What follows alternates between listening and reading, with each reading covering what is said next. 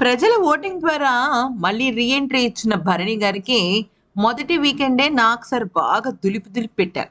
అయితే ఏ మంచితనం, ఏ గోడ మీద పిల్లివాటకంతో అయితే భరణి గారు ఉన్నారో అదే విషయాన్ని ఆయన వీడియోతో సహా చూపించారు.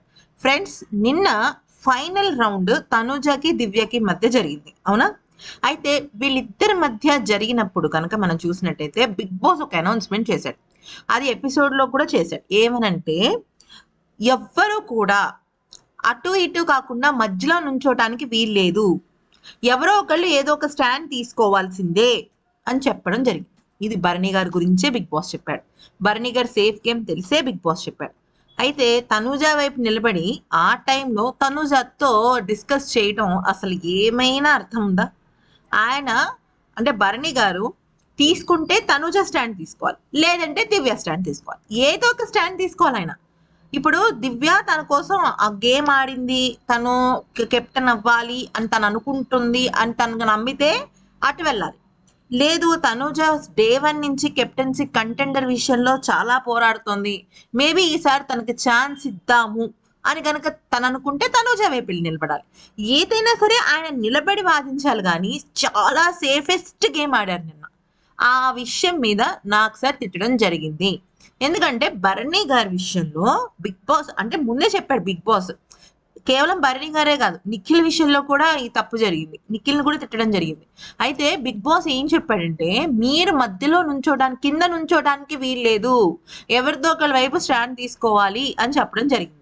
అంటే ఇక్కడ అటు నిఖిల్ కానీ ఇటు భరణి కానీ ఇద్దరు కూడా సేఫెస్ట్ గేమ్స్ ఆడారు అనమాట.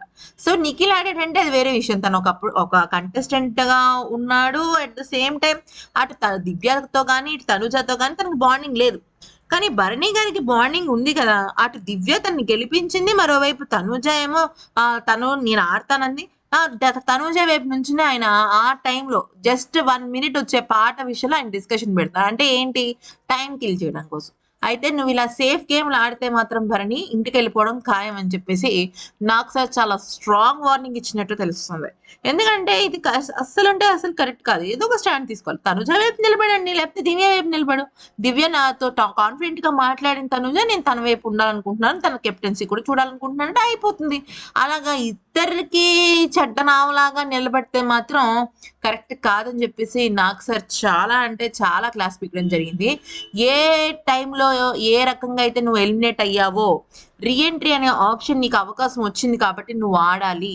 అందరూ అదే చెప్పారు ఆయన వచ్చినప్పుడు కూడా, మీరు సేఫ్ గేమ్ ఆడకండి. ఈవెన్ సుమన్ శెట్టి గారు కూడా మంచితనం అనే ముసుగులో ఉండకండి, జస్ట్ స్ట్రైట్ ఫార్వర్డ్ గా ఉండండి. ఎస్ అంటే ఎస్, నో అంటే నో. దానికి సంబంధించి ప్రేక్షకులే నిర్ణయం తీసుకుంటారు. తనుజ వైపు నిలబడ్డా, దివ్య వైపు నిలబడ్డా అది ఆయన ఇష్టం.